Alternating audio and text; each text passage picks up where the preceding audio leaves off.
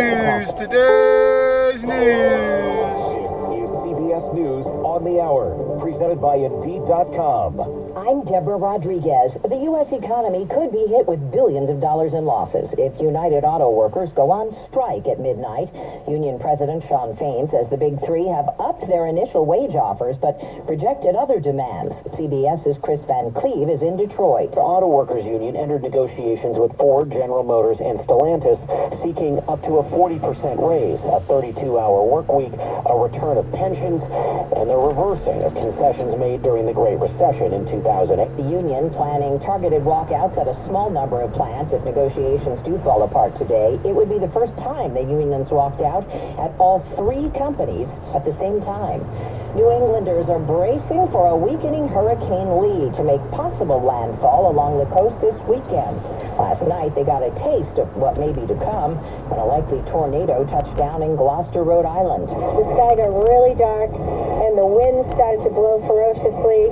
The trees were blowing back and forth. Branches were flying everywhere. Winds are expected to ramp up in the Northeast tomorrow. Weather Channel meteorologist Stephanie Abrams says it would be a rare occurrence for a hurricane to hit one state. The last hurricane to make landfall in Maine was Gerda in 1969. Breaking news from Greenland. After several failed tries, that cruise ship is finally unstuck. Correspondent Tammy McCormick. It was successfully pulled free by a fisheries vessel at high tide. The cruise ship and passengers are now headed to a port, and the passengers will be flown home. The cruise ship ran aground on Monday in the northeast Greenland National Park. There were no injuries, but there were some reported COVID-19 cases. With Congress in the midst of a budget showdown, President Biden will talk about dollars and cents at an appearance in Maryland today. Correspondent Linda Kenyon. Jared Bernstein, who heads the Council of Economic Advisors, says the president will discuss how Bidenomics is working, while what he calls MAGAnomics is not. He'll contrast his agenda with specific policies congressional Republicans have proposed and lay out what those policies would mean in concrete terms for the American people. Lawmakers have just over 2 weeks to avoid a government shutdown.